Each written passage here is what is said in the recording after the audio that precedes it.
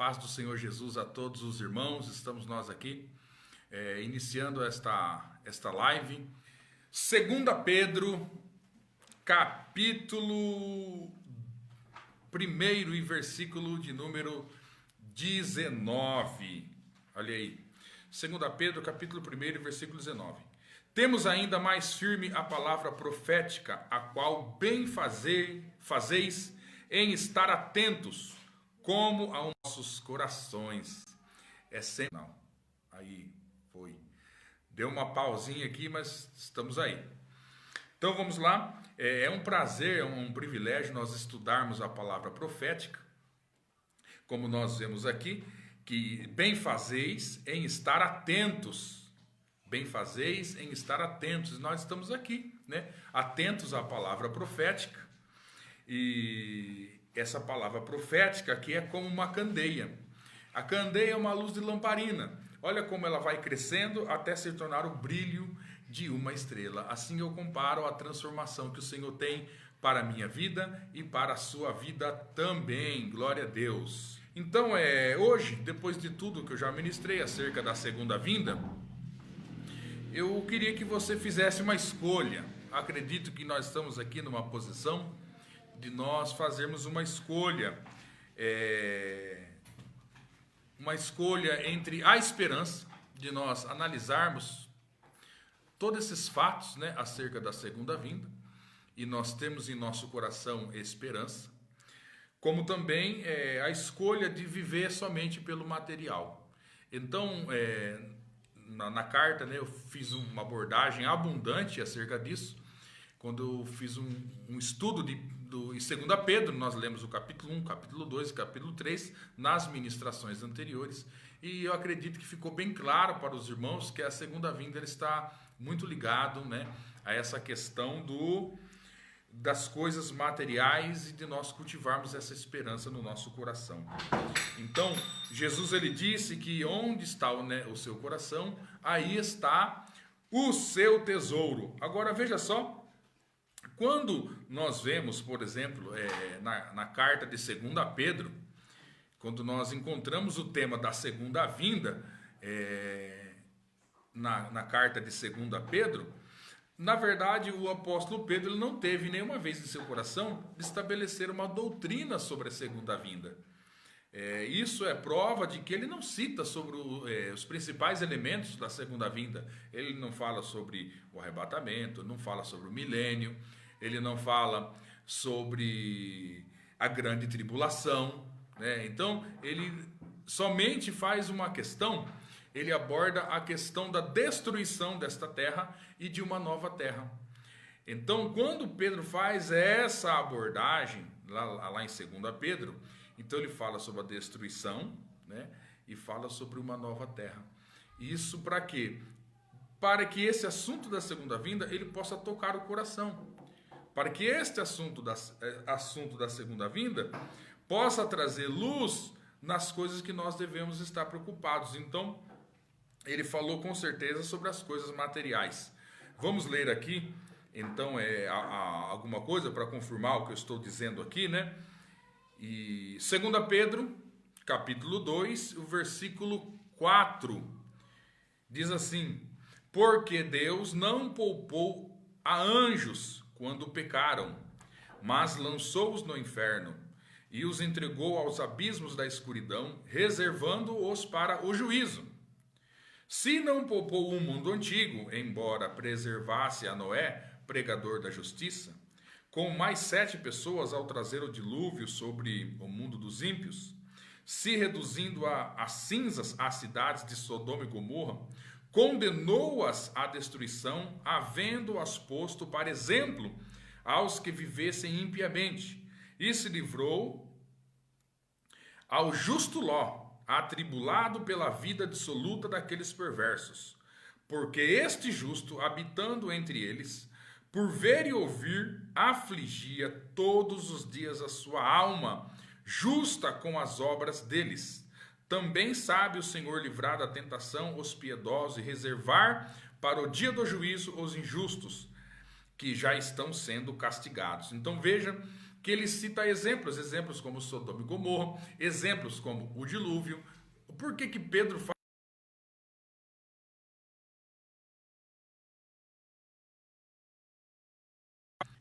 para nós sensibilizado e nós possamos olhar para dentro do nosso coração para a nossa maneira de viver. E ele cita o exemplo de Ló.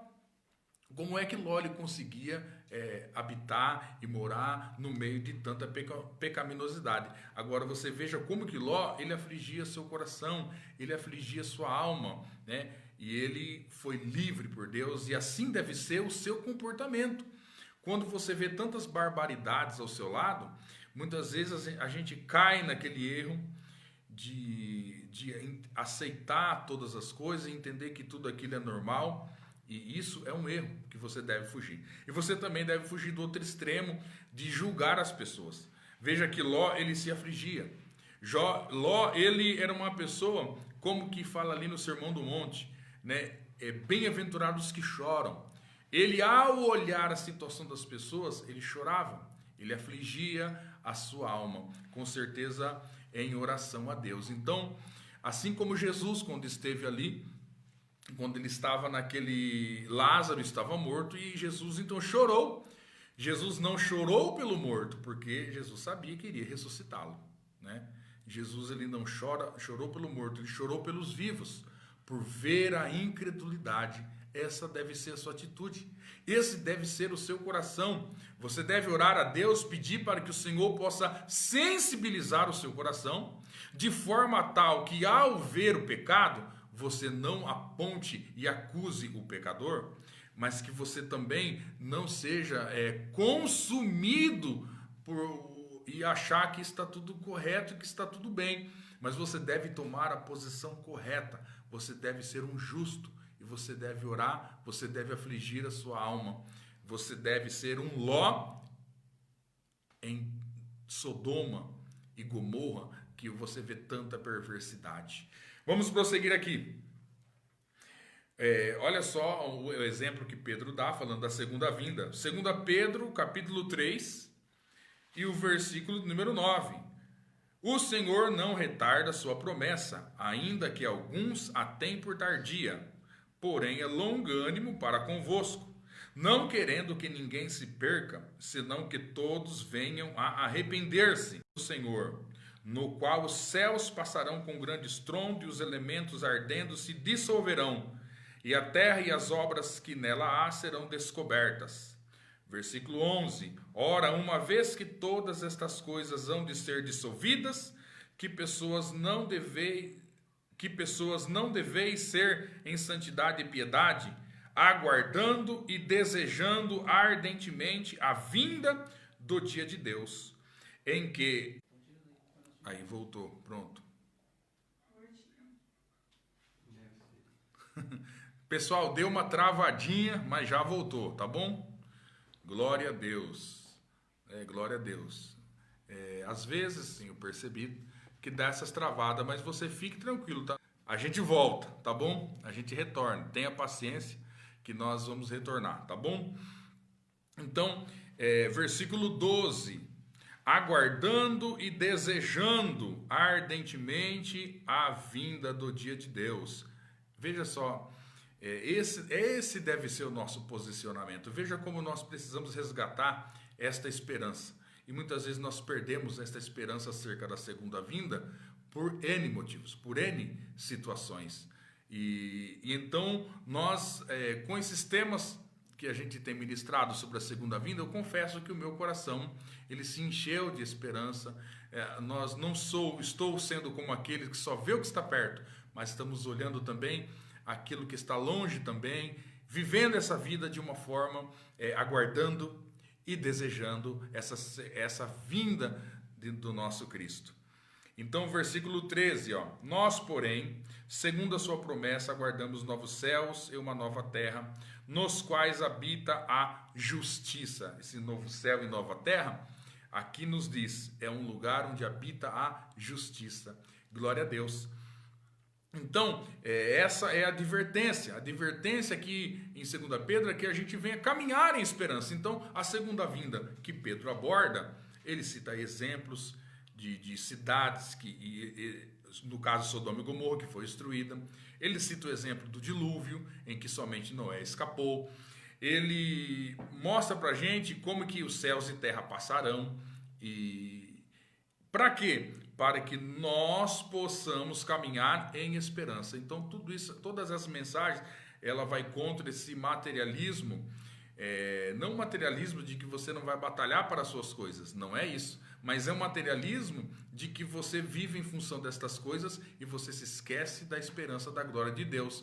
E com essas ministrações eu quero que você traga ao seu coração essa esperança, que você dá essa polida, né, nessa esperança do aparecimento da glória do nosso Senhor e Salvador Jesus Cristo, que há de voltar e há de buscar a sua igreja, amém? Irá de buscar os cristãos, né?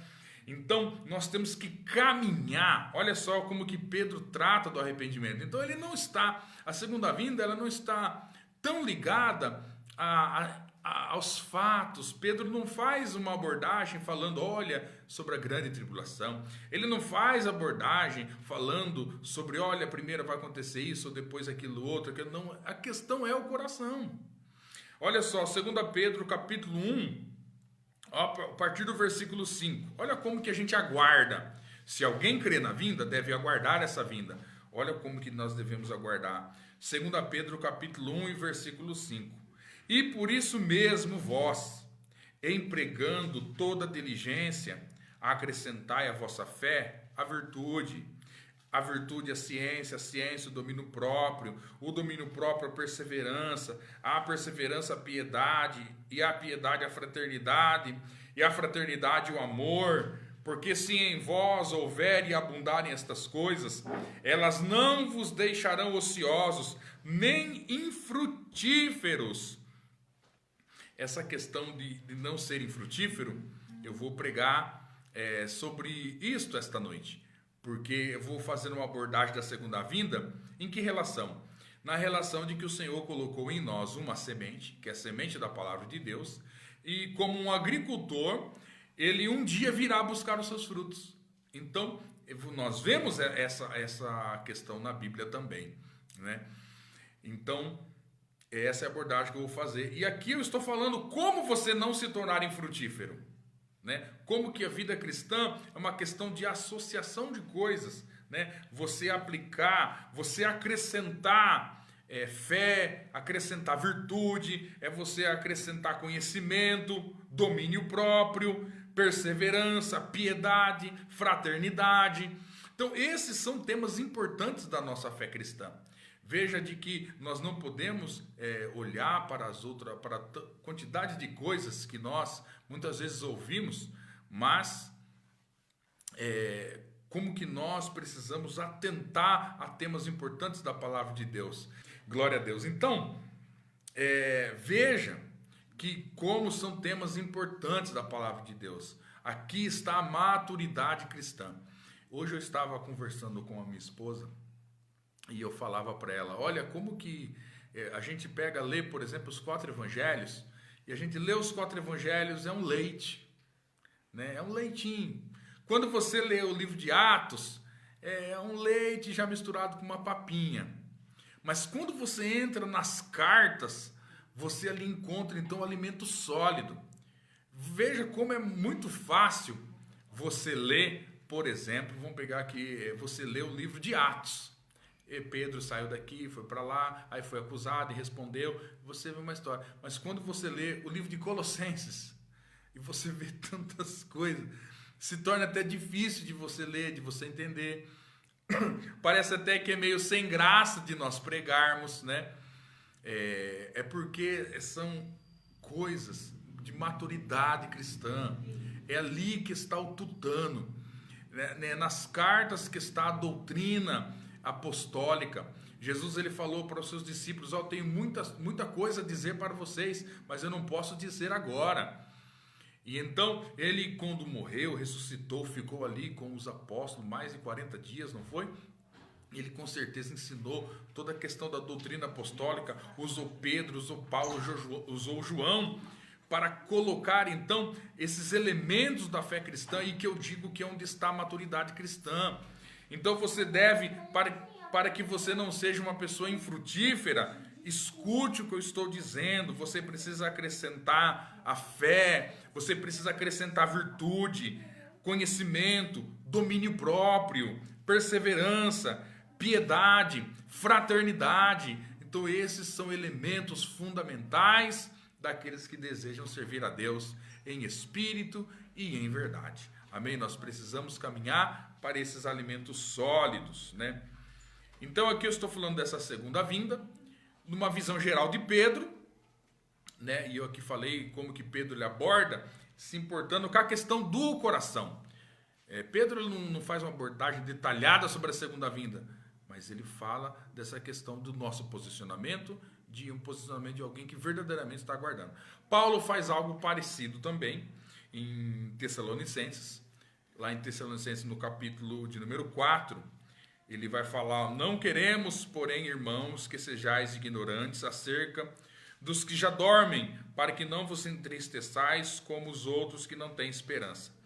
Então, o apóstolo Paulo ele fala sobre a segunda vinda no capítulo de número 4 de Tessalonicenses, mas a semelhança de Pedro, ele também não tem eu percebo que não está no coração de Paulo estabelecer uma doutrina acerca da segunda vinda ali. Ele cita sobre a segunda vinda para tratar de uma questão que estava acontecendo.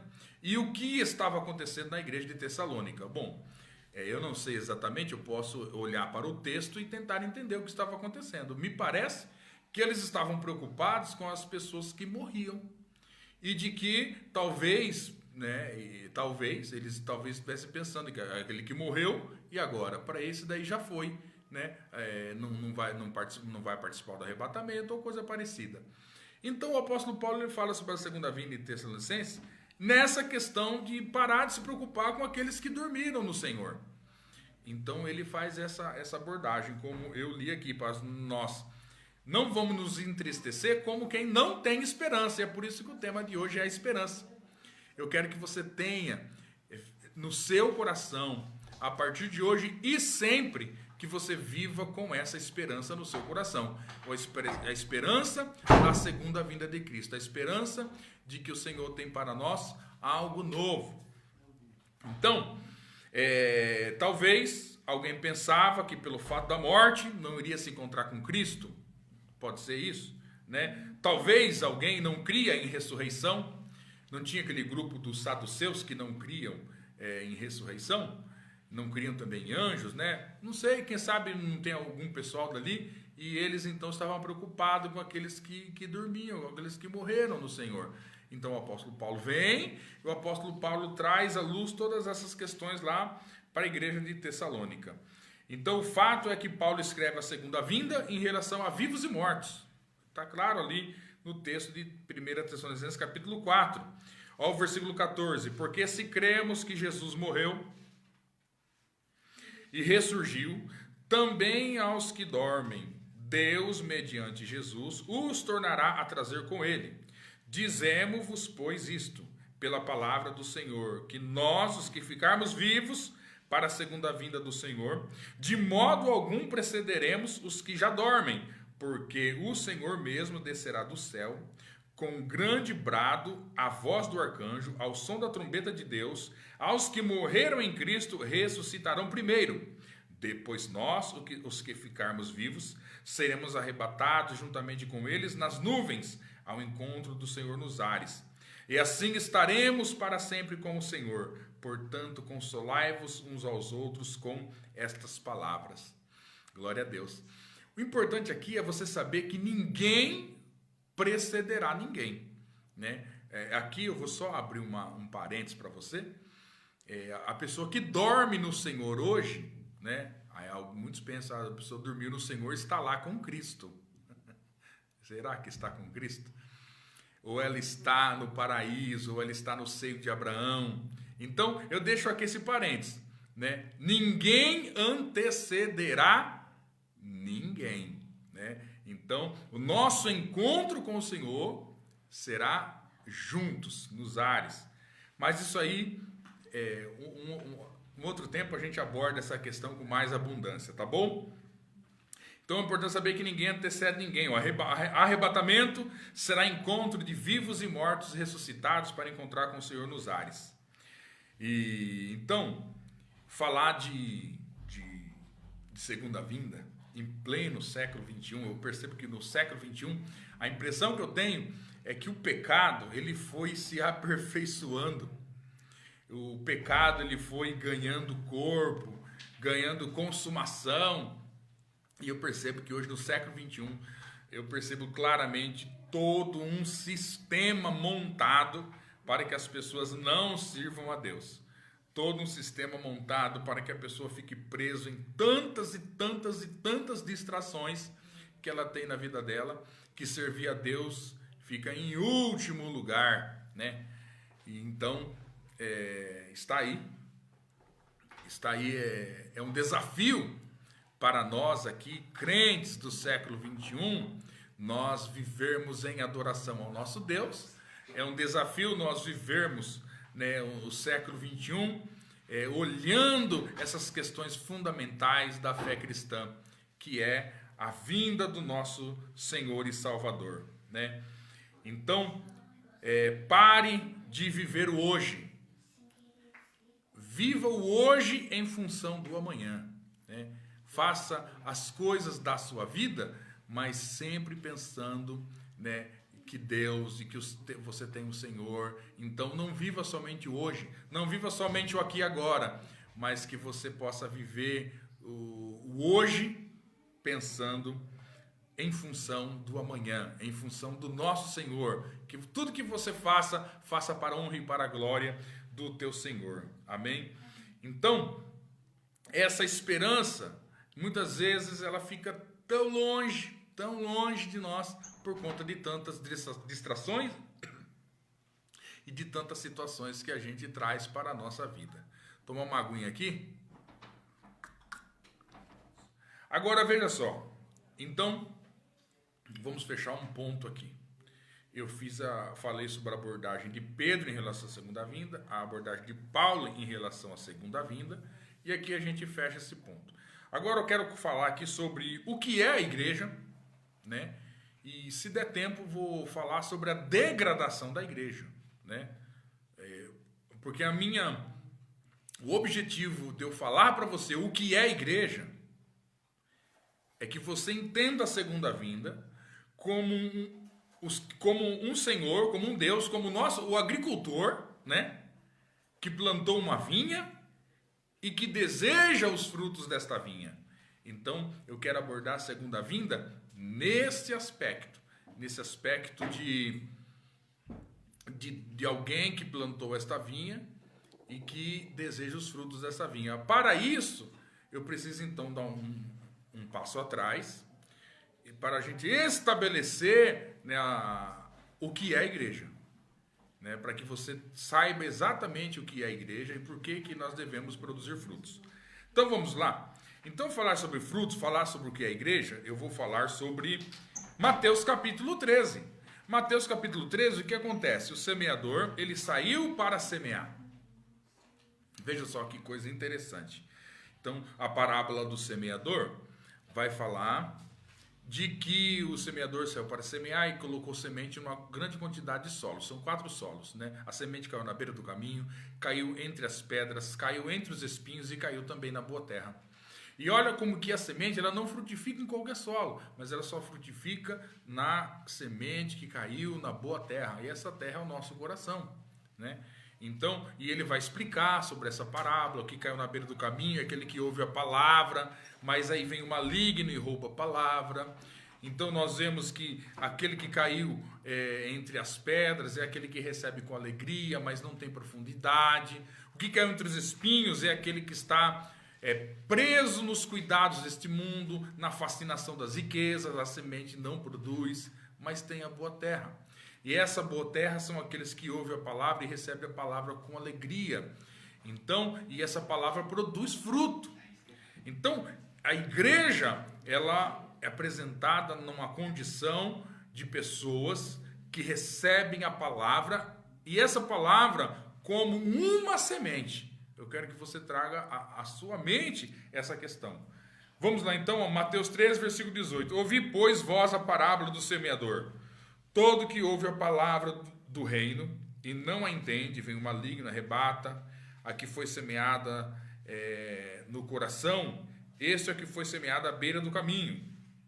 Versículo 20, o que foi semeado em lugares pedregosos, enfim, é aquilo que eu disse aqui dos solos, né? Existem 3 tipos de coração que a palavra não frutifica.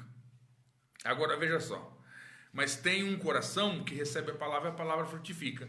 E esse que ouve a palavra frutifica, eles vão se reunir, né? Formando uma lavoura.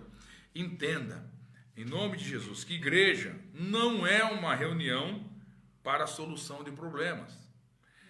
Então você tire isso da sua mente, né? Que igreja é uma reunião de pessoas que receberam a palavra.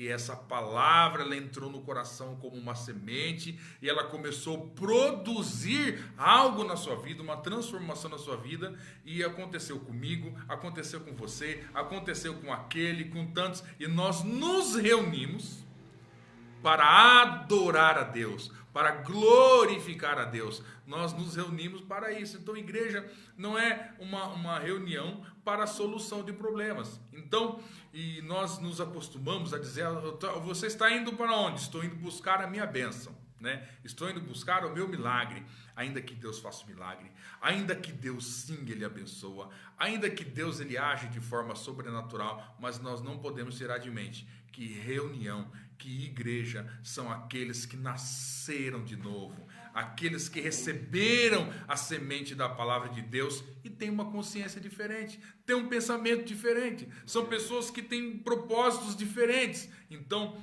igreja, reunião, culto, né? E todos aqui com certeza estão com saudades, né? Quem está com saudade de adorar na igreja, né? De estar lá louvando a Deus, cantando, entoando louvores ao Senhor, né? Irmãos, eu estou com tanta saudade da igreja que esses dias eu fiquei com vontade de ouvir alguém dizer: olha para o seu irmão que está do seu lado. Então, me deu uma saudade de ouvir isso. Olha para o irmão que está do seu lado, né? E aí, então, está aí. Mas, então, que a nossa reunião seja significativa, que nós possamos entender que nós estamos indo ali, porque, amados, se todos nós formos para a igreja com um propósito, se nós formos na igreja com essa consciência, né? E então, para que a gente saiba, nós estamos aqui porque nós recebemos uma palavra, nós nascemos, né, de Deus, nós estamos aqui para ter comunhão com o nosso Deus. Então, é diferente, irmãos, né?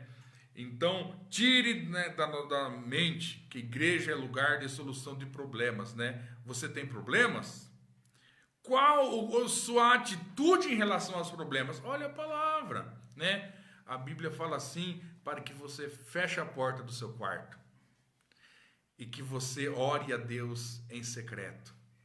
E Deus vê o que está em secreto e Ele vai te abençoar. Amém.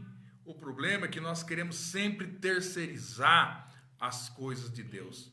Nós queremos, a semelhança de Naamã, nós queremos o quê? Nós queremos ir na igreja, chamar o profeta, levar uma boa oferta, que foi o que Naamã fez, né? Ele levou lá uma grande oferta para entregar para o Senhor ali, e então, levando aquela grande oferta, o que ele imaginou? Ele imaginou que o profeta viria, levantaria a mão, colocaria a mão no lugar da enfermidade e restauraria a lepra, né? E então, assim vai se vivendo, mas não é assim. E aí o profeta, ele nem foi atender, mandou o seu criado, falou para ele dar 7 mergulhos num rio sujo, entendeu? E o que era isso? Isso era o que iria trazer a cura, né? E aí o desentendido, ele vai lá, pensa que a questão está na água, e ele vai lá, pega a água do Rio Jordão, traz, entendeu? Para dentro da igreja, e pede uma oferta lá para que você tenha aquela água, pensando que aquela água tem poder. Se aquela água tivesse poder, a pessoa seria curada no primeiro mergulho. Então a água não cura, o que cura é obediência, né? Obediência cura. Então, se humilhar, cura. Você se prostrar cura. Então você quer cura, você quer solução dos seus problemas, entra no teu quarto, fecha a tua porta e fala com Deus. Amém? Então, não transfira toda essa questão para um suposto homem de Deus, né? Não transfira essa questão para um sacerdote, né? Por quê? Porque nós somos uma nação de sacerdotes, né? A Bíblia fala em Apocalipse capítulo 1, versículo 6, que Deus nos fez reis e nos fez sacerdotes. Eu sou um sacerdote? Eu sou, mas você também é. Você pode orar pela sua casa, você pode orar por sua família, você pode se humilhar na presença de Deus e Deus vai te ouvir, assim como Ele me ouve, assim como Ele me socorre, o Senhor também vai te socorrer. Agora, tire da sua mente de que você vai na igreja porque você quer isso, porque você quer aquilo. Você vai na igreja porque você recebeu uma semente, a semente frutificou, você é constrangido pelo amor de Deus. E nós queremos tão somente adorá-lo em espírito e em verdade. Se o Senhor fizer milagres, se o Senhor levantar paralítico, e tudo isso é para a glória dele, e quem faz é ele, e ele é o dono da igreja. Amém? Agora nós estamos com um coração de servi-lo em espírito e em verdade, de louvá-lo pelo que ele é, de adorá-lo pela beleza da sua palavra, e assim nós vamos caminhando. Glória a Deus! Amém! Então, falando dessa semente, olha o que diz em 1 Pedro 1,23. Tendo renascido, não de semente corruptível, mas da incorruptível pela palavra de Deus, que vive e permanece para sempre. Então, nós nascemos, olha como que é o novo nascimento, olha como que é a conversão. Como que é o novo nascimento? Olha só, tendo renascido, não de semente corruptível, mas de uma semente incorruptível, que é a palavra de Deus. É alguém que ouve a palavra, e essa palavra entra no seu coração como uma semente, e essa semente não tem jeito. A semente, você planta ela. Em casa, um dia eu plantei um pé de abacate, né? E você não acredita, nasceu abacate. Entendeu? Plantei uma semente de abacate e nasceu um pé de abacate. É coisa incrível. Então, quando você se planta a semente da palavra de Deus, nasce um servo de Deus. Glória a Deus. Então, igreja é algo orgânico. É algo orgânico. Igreja é algo, quando eu digo orgânico, é algo em relação à vida, né? Que está em relação à vida. De algo que Deus coloca em nosso coração e de que isso gera uma vida. Então, toda vez que você ouvir eu falar que a salvação é orgânica, de que a igreja é orgânica, eu sempre estou falando que isso está relacionado à vida, a essa vida de Deus. Esta vida que está lá no Evangelho, no capítulo de número 1, nele estava vida, né? E a vida era a luz dos homens, né? E ele criou todas as coisas. Então, veja como que Deus criou todas as coisas, porque ele é a vida. Tudo provém dele, sem ele nada do que foi feito se fez. Até o ímpio que não serve a Jesus, até o ímpio que não está nem aí com Jesus, ele tem a vida de Deus nele. Mas como ele tem a vida de Deus nele, como ele pode ter vida, né? Se ele não está vivo, então é porque só existe vida em Deus, né? Ainda que ele não reconheça, o Senhor está nele, a vida de Deus está nele, né? Senão ele não estaria vivo. Então, igreja é isso, é algo orgânico, é algo orgânico. Agora veja só, então eu estou aqui tentando estabelecer, é que eu vaguei muito, né? Estabelecer essa questão do que é a igreja. Aí, o que é a igreja? Uma semente foi lançada em corações, e alguns corações creram. Bem. Então, agora, o que é a semente? A semente é a palavra do reino, como nós vemos em 1 Pedro 1,23, como nós vemos na própria parábola do semeador, que a semente é a palavra do reino. Tá. Agora, num segundo momento, a semente não é mais a palavra do reino, na mesma parábola. Olha só, Mateus 13, 24. Propôs-lhes outra parábola, dizendo: o reino dos céus é semelhante ao homem que semeou boa semente no seu campo.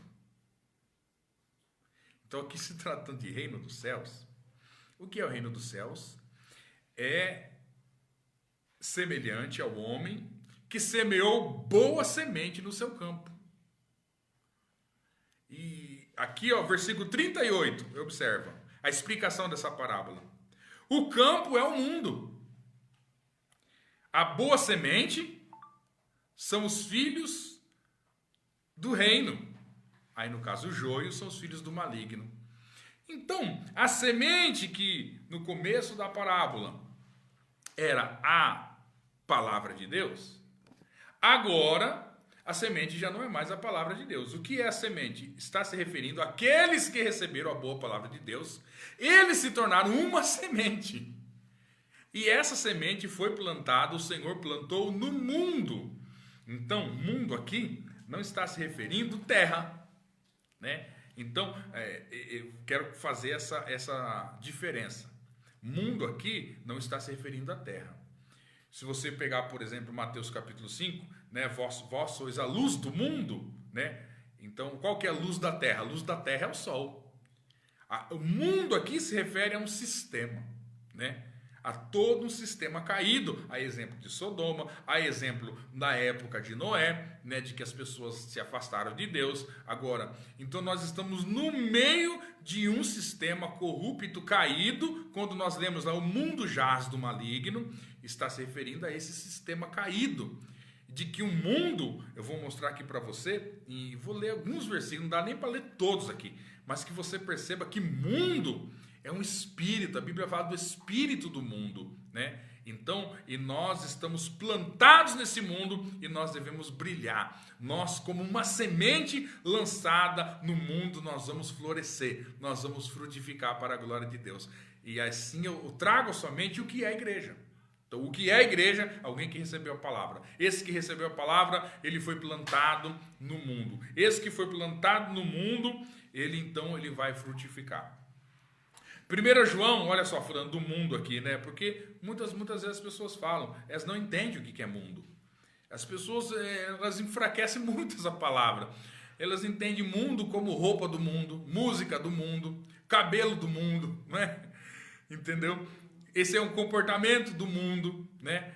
Então, eles pensam que mundo é essas coisas, e mundo é muito mais profundo que isso. Fala de um espírito de rebelião contra Deus. Não existe música do mundo, calça do mundo, cabelo do mundo, né? Isso aí foi uma invenção, né? Mas, portanto, se repetir, a gente tem tudo isso como verdade, né? Na nossa vida. Então, mas mundo, por muitas vezes na Bíblia, é citado como um sistema caído. Não todas as vezes, né? Depende do contexto. Ó, 1 João capítulo 2, versículo 15. Ó, não ameis o mundo, nem o que há no mundo. Se alguém ama o mundo, o amor do Pai não está nele. Porque tudo que há no mundo, aí veja bem, ó, o que está se referindo ao mundo. Não ameis o mundo, nem tudo que há no mundo. Entendeu? Se alguém ama o mundo, o amor do Pai não está nele. Ó o versículo 16. Porque tudo que há no mundo, aí vai dizer o que há no mundo que é perverso. Ó, concupiscência da carne. Concupiscência é desejo desordenado. Desejo desordenado da carne, desejo desordenado dos olhos, e a soberba da vida não vem do Pai, mas sim do mundo. Então, o que é mundo? É um desejo desordenado da carne, desejo desordenado dos olhos e a soberba da vida. Então, isso remete ao primeiro pecado lá, o pecado original, vamos dizer assim, como todos conhecem. Então, o que Eva fez? Ela viu a concupiscência dos olhos, ela não viu o fruto, né? E desejo desordenado da carne. Eu quero esse fruto, eu vou pegar esse fruto, né? E a soberba da vida é você achar que você pode desobedecer a Deus e de que não dá nada, e é você quem manda na sua vida. E por fim, esse sentimento de rebelião, de alguém que vê uma coisa, que deseja uma coisa, de que vai pegar aquela coisa porque ele não tem o Senhor, não tem quem pare ele. Entendeu? Ele não tem stop na vida dele. E por fim ele comete o pecado que ele quiser. Isso é mundo. Isso é mundo. Essa rebelião contra as coisas de Deus, né? Então nós não podemos enfraquecer essa palavra mundo. Versículo 17: o mundo passa e a sua concupiscência, mas aquele que faz a vontade de Deus permanece para sempre. Eu quero dizer a você, talvez você tenha desejos ilícitos. Talvez você tenha um desejo no seu coração e de que está errado esse desejo. Eu digo para você, resista. Pedro fala, né? Não resististe até o sangue. Resista ao pecado, né? Resista, lute contra o pecado. Talvez você, na luta contra o pecado, você vai se sentir você não está fazendo a sua vontade. Ah, mas por que não estou fazendo a minha vontade? O que eu estou ganhando de não fazer a minha vontade? Eu quero fazer, eu vou e pego, né? Mas veja, você tem um Senhor. Como que essa mensagem ela vem para derrubar o nosso ego, de que nós não podemos fazer o que bem entendemos. Nós temos um Senhor, nós temos um Deus, né? Então, que você caminhe desta forma, né? De que você aguarde a segunda vinda de Cristo. Por quê? Porque tudo passa. Aqui nós lemos aqui versículo 17, ó. Ora, o mundo passa e a sua concupiscência. Tudo isso vai passar. Mas aquele que faz a vontade de Deus permanece para sempre. Pense nas coisas eternas. Pense nas coisas eternas. Olha só, 1 João, capítulo 4. Eles são do mundo, por isso falam como quem é do mundo e o mundo os ouve. Nós somos de Deus. Quem conhece a Deus, nos ouve. Quem não é de Deus, não nos ouve. Assim é que conhecemos o Espírito da verdade e o espírito do erro. Então veja só que o mundo ele fala e as pessoas ouvem o que o mundo fala. É o curso do mundo. Todos estão caminhando num curso. Todos estão aqui como gados, né? Caminhando, andando pelo mesmo lado, e nós precisamos nos converter. Nós precisamos andar o caminho contrário do mundo e fazer a vontade do nosso Deus. Amém? Agora aqui eu quero fazer um parênteses nessa palavra aqui. Veja bem, eu quero pegar esse texto aqui, ó, muito importante, sobre a fala do mundo. Porque talvez você ouviu a fala do mundo até na igreja e você não percebeu de que você está ouvindo coisas do mundo. Talvez você ouviu as coisas do mundo numa pregação e nunca percebeu de que você está ouvindo as coisas do mundo na pregação. Talvez você fale, não, mas nossa, estava lá um rapaz tão bonito, com terno, com gravata, né? E então, não é possível que ele está falando das coisas do mundo. Eles não estão falando da coisa do mundo. Veja, quero que você se atente ao falar do mundo, ao ouvir o mundo, está ligado ao versículo 6. Nós somos de Deus. Nós quem? Nós quem? Quem é esse nós aqui? Esse nós são os apóstolos. Eu quero aqui que você então, fazer um parênteses nessa mensagem, de que você possa ouvir e ser guiado por Deus para que você não caminhe no curso do mundo. Veja só, o caminho por onde a verdade ela atravessa. Olha só o caminho da verdade, né? Então, João capítulo 1, versículo 17. Vamos estabelecer aqui o caminho da verdade. Porque a lei foi dada por meio de Moisés. A graça e a verdade vieram por Jesus. Versículo 18. Ninguém jamais viu a Deus, o Filho unigênito que está no seio do Pai. Esse o deu a conhecer. Então veja só. A graça e a verdade vieram por Jesus. Veja como que Jesus ele veio para trazer a verdade. Por que ele pode falar quem é Deus? Então o estabelecimento do caminho da verdade está na ligação ao versículo 18. Ninguém jamais viu a Deus, mas o Filho que está no seio do Pai, esse o deu a conhecer. Por que Jesus ele pode falar em nome de Deus? Porque ele estava com Deus. Ele é a expressão exata, ele é a imagem exata do Pai. Então, veja quando as pessoas estavam lá com aquela mulher que foi pega em adultério. Veja só, eles dizem assim, ó, a lei manda apedrejar, e tu o que dizes? É nesse momento que você vai saber quem é Deus. É nessa hora de que você vai saber qual é o pensamento e qual é o sentimento de Deus em relação aos pecados, em relação às situações. Bom, a lei de Moisés mandava apedrejar. E tu o que dizes? Aí ele vai lá, fala para a multidão, quem está sem pecado, que atire a primeira pedra. E todos, convencidos pela sua consciência, como diz o texto, eles foram saindo dos mais velhos aos mais jovens. Né? Alguém pode dizer assim, Ricardo, ela não foi apedrejada porque ninguém estava apto para apedrejá-la. Todos eram pecadores. Não. Tinha um ali que podia apedrejar ela, que era Jesus. Que ele não tinha pecado. Ele não conheceu o pecado. Mas ele olha para ela e fala: cadê os teus acusadores? Ninguém te condena? Não. Então ele fala: eu também não te condeno. Vá e não peques mais. Esse é Deus. Esse é o coração de Deus. Esse é o sentimento de Deus. E por que ele veio expressar a imagem exata de Deus? Ele pode falar da imagem exata de Deus porque ele estava com Deus. É a mesma coisa você que é casado. Você com certeza pode falar da sua esposa. Por que você pode falar da sua esposa? Como ela é? Você vive com ela. Você está com ela. Eu posso saber algumas coisas sobre a sua esposa, né? Sobre o seu esposo. Ah, o seu esposo é alegre, é feliz, é bem-humorado. Mas você sabe exatamente porque você vive com ele. Então o estabelecimento da verdade se dá em estar com ele. Então, ele é a imagem exata, a graça e a verdade vieram por ele, porque ele estava no seio do Pai. Agora veja a autoridade apostólica. Olha onde se dá a autoridade apostólica. 1 João capítulo 1, versículo 1. O que era desde o princípio, o que ouvimos, o que vimos com os nossos olhos, o que contemplamos, e as nossas mãos apalparam a respeito do verbo da vida. Pois a vida foi manifestada, e nós a temos visto, e dela testificamos, e vos anunciamos a vida eterna, que estava com o Pai, e a nós foi manifestada. Sim, o que vimos e ouvimos, isso vos anunciamos, para que também tenhais comunhão conosco. Aqui está o nós que ele está falando no capítulo 4. Vocês têm comunhão conosco. E a nossa comunhão é com o Pai e com seu Filho Jesus Cristo. Você deseja ter comunhão com Deus?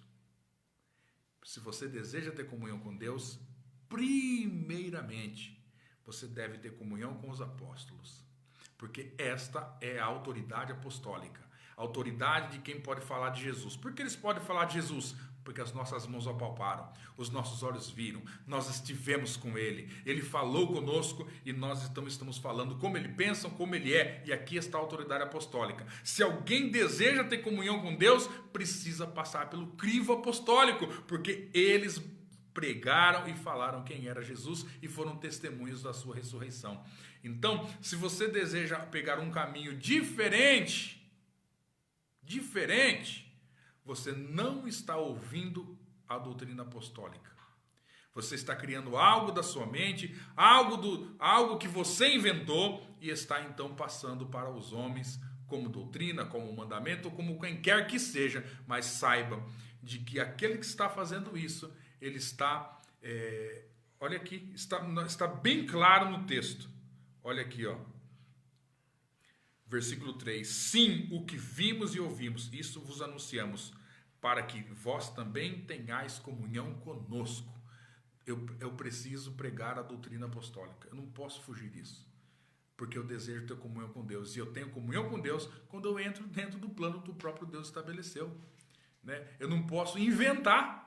Eu não posso trazer algo novo para a igreja. Por mais que a igreja, às vezes as pessoas falam, nossa, nós queremos algo novo, nós queremos uma novidade, nós queremos algo. Mas olha, escute isso. Se Jesus não fez, se os apóstolos não fizeram, se Jesus não falou, se os apóstolos não falaram, é o espírito do erro. É o espírito do erro. Então, veja só. 1 João capítulo 4, olha o que diz, versículo 6.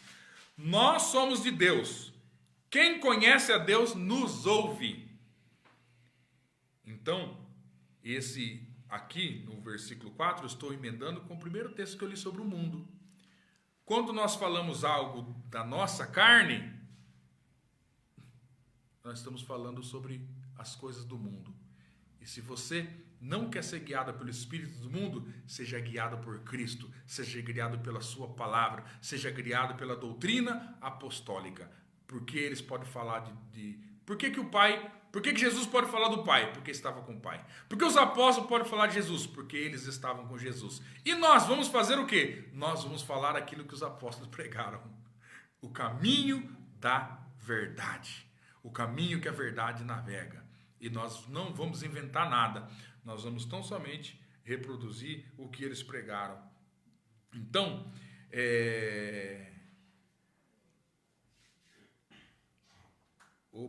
vamos lá. Então, voltando, né? Você foi plantado, Você foi plantado para produzir frutos. Você foi plantado no mundo, não para ser igual ao mundo. Agora, quando eu falo para ser igual ao mundo, espero que você entenda o que eu estou falando, né? Não quero que você seja igual ao mundo. Não ser igual ao mundo, não estou se referindo à sua calça jeans. Estou se referindo a você ser uma pessoa que ouve e que obedece à palavra de Deus. Uma pessoa guiado pelo Espírito de Deus, guiado pela verdade de Deus. Isso não é ser do mundo. Então, nós somos plantados para produzir frutos, né? Voltando para o tema da segunda vinda. O Senhor vem buscar os seus frutos. Veja só, Mateus capítulo 21 e o versículo 33. Ouvi ainda outra parábola.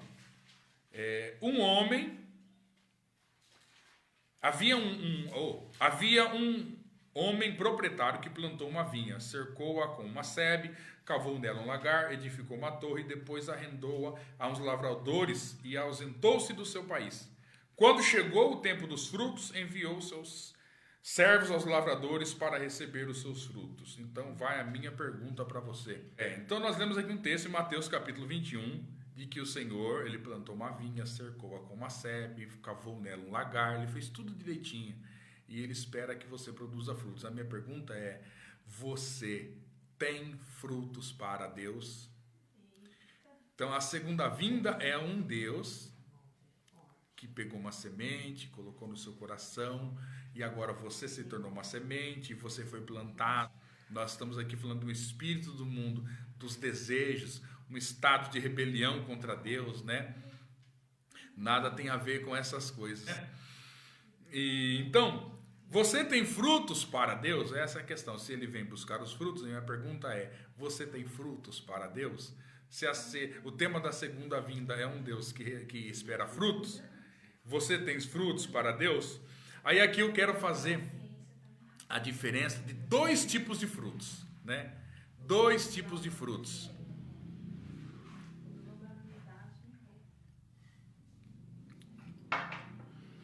Dois tipos de frutos, olha só. Os que são fora de mim e os que são dentro de mim. Então, para que você fique bem ciente o que é fruto e aonde você pode dar frutos. Os frutos que são fora de mim, olha só, João capítulo 15, versículo 1. João 15, 1. Eu sou a videira verdadeira, meu pai é o agricultor. Toda vara em mim que não dá fruto, ele corta. E toda vara que dá fruto, ele a limpa, para que dê mais fruto. Vós já estáis limpos pela palavra que vos tenho falado.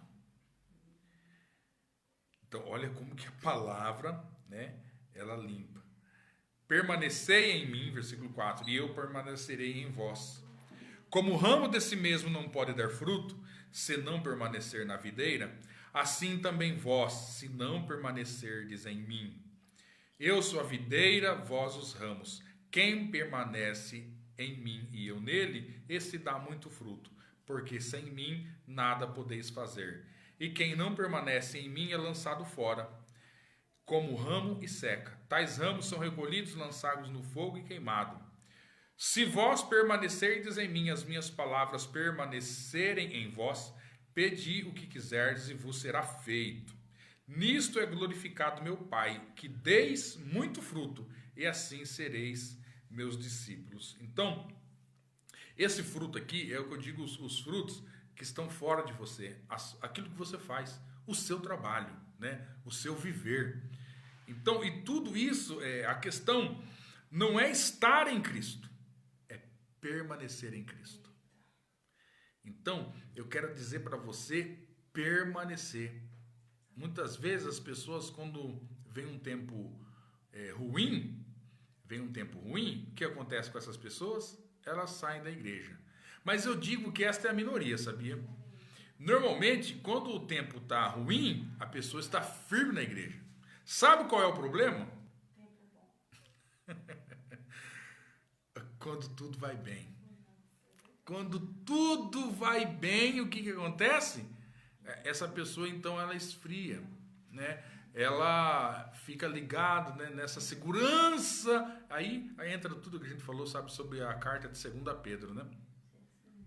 E o que acontece? Então ela não permanece. E o segredo é permanecer. O segredo é permanecer, que você permaneça independente da situação que você esteja vivendo, né? Está bom, está ruim, né? O casamento vai bem, o casamento vai mal, né? A finança está bem ou a finança está mal. Enfim, você deve permanecer. Porque o fato de você permanecer, isso irá gerar frutos de uma forma automática. Automática, é o receber a palavra, é o ser limpo pela palavra, e todas essas situações, elas irão se manifestar na sua vida. E aqui, nesse texto, entra a questão da oração. Quando nós permanecemos nele, pedireis o que quiserdes e vos será feito. Então, por quê? Porque a grande questão é nós estamos tão ligados a ele, que o que nós vamos pedir, o que nós vamos orar, com certeza nós vamos pedir a vontade de Deus, orar a vontade de Deus, saber como orar. Então é um fruto automático. E então eu quero incentivar você. Eu não sei o que você está atravessando. Permaneça. Permaneça em Cristo. Amém? Permaneça em Cristo. Amados, eu posso dizer para você, eu prego o Evangelho desde o ano de 2001. Sempre pregando o Evangelho, né? E pregando o Evangelho. E eu tenho experimentado, né, de alguns anos para cá, uma graça de Deus, né, na relação do entendimento da palavra, né? Coisa que eu fiquei 10, 15 anos, né, ali brigando com a Escritura, tentando arrancar, como alguém cavando um poço, tentando achar água. Mas chega um momento em que Deus, ele responde. Eu digo que Deus, ele sempre responde à sede. Permaneça. Eu já tive momentos difíceis na minha vida, momentos que eu tive vontade de desistir, né? Momentos em que a gente se encontra desacreditado de nós mesmos, né? Mas que vai fazer a diferença na sua vida é você permanecer, é a sua perseverança. Tudo que você estiver na sua mão para fazer, o que fará a diferença é a sua perseverança. É a sua perseverança, né? Não tem aquele rapaz lá que inventou a lâmpada, Thomas Edison, não é? E de que ele, me parece que ele fez 1000 tentativas e alguém falou para ele, nossa, você fez 1000 tentativas e você não conseguiu? Não, ele dizia, sempre uma mensagem positiva, eu descobri como não fazer, né? Então, você precisa permanecer. Permanece. O meu casamento está ruim. Permanece, Deus vai te dar graça, né? Nossa, minha empresa está atravessando um momento difícil. Permanece. Levante a sua cabeça, vai trabalhar com fé, vai em oração, de que a sua perseverança trará prosperidade para a sua vida. Permanece, persevera em servir a Deus, assim como Caleb, 40 anos depois, ele chegou lá e falou assim, Josué, você estava naquele dia, você ouviu o que o servo Moisés falou, então, e o servo Moisés, então ele disse de que eu receberia uma porção, e está aqui dividindo tudo, e cadê minha porção? E aí a porção que foi dada para ele era para lutar, e para conquistar a terra, e ele disse assim, olha, a minha força era lá atrás, é a mesma agora. Olha que coisa linda, 40 anos depois, ele não perdeu a força. E aí ele ainda disse assim, eu me fortifiquei dando glória a Deus. Amém? Esse era o momento que se você estivesse na igreja, eu ia dizer, dá um glória a Deus aí. Né? Então, é o fruto que é através de mim.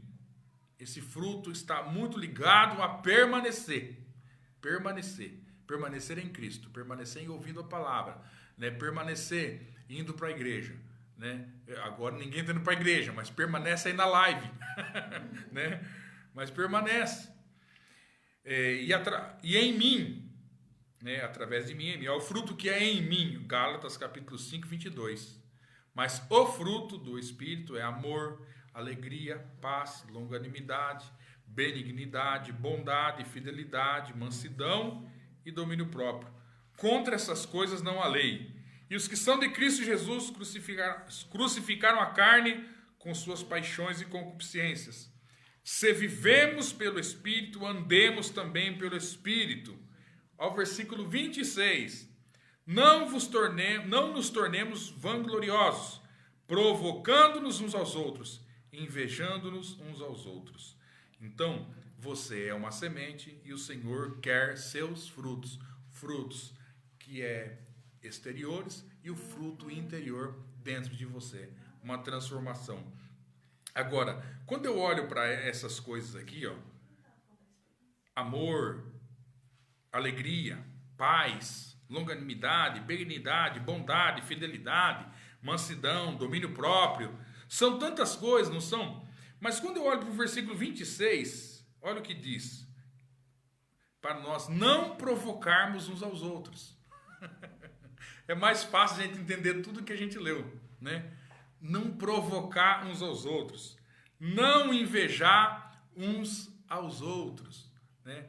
Então veja só, não provoque ninguém, né? Essa questão de que você fala algo, você sabe que a pessoa não quer ouvir aquilo, e aí você então, de uma forma tão perspicaz, você vai lá e provoca aquela pessoa. Ai, que delícia, eu provoquei ela, agora eu vou ver ela para blasfemar e pecar. Não seja assim, não irrita os outros. Você é uma semente, o Senhor quer os seus frutos. Partindo aqui para o encerramento já, né? Nós estamos aí já na live há 1h10, né? Eu ia falar sobre o que é a igreja e eu ia falar também sobre a degradação da igreja. Essa parte da degradação da igreja vai ficar numa outra oportunidade para não se estender muito, tá bom? Mas, aqui, 1 Coríntios 3,8. Ora, uma só coisa é o que planta e o que rega, e cada um receberá o seu galardão segundo o seu trabalho. Porque nós somos cooperadores de Deus, e vós sois lavoura de Deus e edifício de Deus. Amém? Então, eu quero deixar essa palavra para o seu coração, encerrar aqui esse assunto sobre a segunda vinda, né? Ou então, de repente, eu volto a falar sobre a segunda vinda, essa questão da degradação da igreja, o fato de perseverar, isso irá gerar frutos em nós, a exposição à palavra de Deus. E o Senhor, Ele vem buscar um povo que lhe dê os seus frutos. Amém? Então eu fico aqui com esta mensagem. Nós vamos ainda fazer uma oração, orarmos aqui juntos, mas eu fico aí com essa mensagem, com essa reflexão, falando de como Pedro abordou a questão da segunda vinda. Ele se importou com a questão do coração, né? Ele falou para que as pessoas aguardassem, esperassem a sua segunda vinda, mas que fizessem uma questão de associar coisas, fé, virtude, conhecimento, né? Então, para que nós, de fato, aquele que espera, aquele que aguarda, ele então tem que tomar um posicionamento em relação a Deus. Senão, você vai tão somente dizer: Maranata, a hora vem, Senhor Jesus, eu amo a sua vinda, mas você de fato não crê nisso. E você não crê nisso, por que você não crê nisso? Porque de fato você não está aguardando. De fato você não está nem aí para as questões do seu coração. E também falamos sobre a questão de como Paulo vê a segunda vinda. Então falamos também sobre como que o mundo, falamos sobre esse ouvir o mundo, o que é ouvir o mundo. O que é ouvir o mundo? É você não ouvir a doutrina apostólica. É você estar diferente do caminho da verdade. Você está por um outro caminho. E eu sempre digo, cuidado com as novidades, tá? Nós não precisamos de novidade nenhuma. E também nós finalizamos com essa questão de falando o que é a igreja. Tá aqui, vou pegar um violão aqui, ó, e adorar o Senhor com um cântico. E a gente faz a oração encerrando. Glória a Deus. Vamos adorar o Senhor? Aleluia. Glória a Jesus. Glória a Deus. Vamos adorar ao Senhor nesta hora. Vamos louvar aqui, tempo de crescer. Glória a Deus. Eu vou te amar para sempre, meu Senhor. Eu vou andar contigo, seja onde for. No mais alto monte estarei, no vale mais profundo irei, onde for, te seguirei. E neste andar contigo eu ouço sim. Mas é verdade que às vezes ouço não. Se o Senhor me diz sim ou não, não desisto, não abro mão. Nada vai me separar de ti.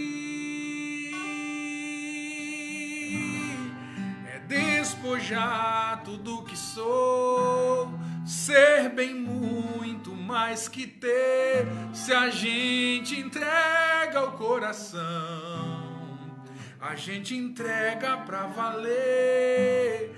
Ter a vida no altar, ver a chama acender, e cada dia mais e mais saber que é tempo de crescer.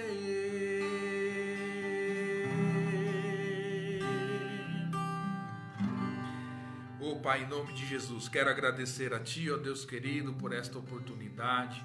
Oro, meu Deus amado, pela nossa nação. Eu oro, ó Deus amado, pelos nossos governantes. Peço que o Senhor venha iluminar a cada um deles, tocar no coração, para que eles possam fazer o melhor, meu Deus amado, para a população, Senhor. Pai, eu oro por cada vida, por cada família, eu oro por cada empresário, eu oro por cada trabalhador. Pai, nesta hora eu quero apresentar a Ti aquele homem que está sem o seu emprego nesta hora, aquele que está, meu Deus querido, com o seu comércio de portas fechadas. Eu quero interceder, meu Deus amado, por cada um nesta hora e apresentar ao Senhor, para que o Senhor possa, meu Deus amado, ajudar-nos, ó Senhor, neste momento, ó Deus querido. É uma alegria, meu Deus amado, estar aqui nesta live anunciando a Tua palavra, mas nós queremos lembrar, Senhor, de que nós estamos com os templos fechados, ó Pai. E nós pedimos a Ti, meu Deus querido, Tua misericórdia, Senhor. Pedimos, ó Deus amado, a Tua misericórdia sobre a nossa nação.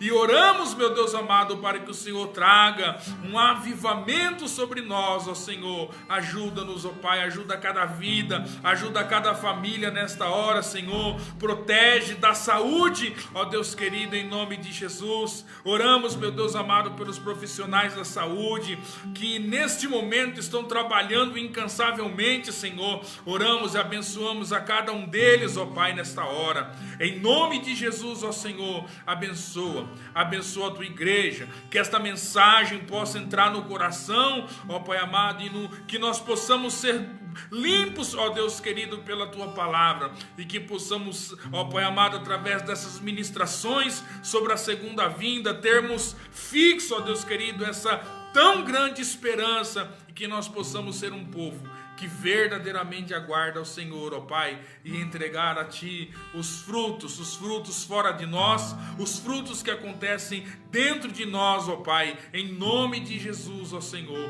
E nós pedimos a Tua graça e a Tua misericórdia, ó, para que possamos permanecer, para que possamos perseverar, Senhor, perseverar em Te servir, perseverar em Te seguir, ó Senhor. Em nome de Jesus, eu abençoo cada casa, abençoo cada família, a cada um que esteja, meu Deus amado, nesta transmissão. Que o Senhor possa abençoar a vida de cada um poderosamente, Pai, em nome de Jesus, ó Deus. Despojar tudo que sou, ser bem muito mais que ter. Se a gente entrega o coração, a gente entrega pra valer. Ter a vida no altar, ver a chama acender, e cada dia mais e mais saber que é tempo de crescer.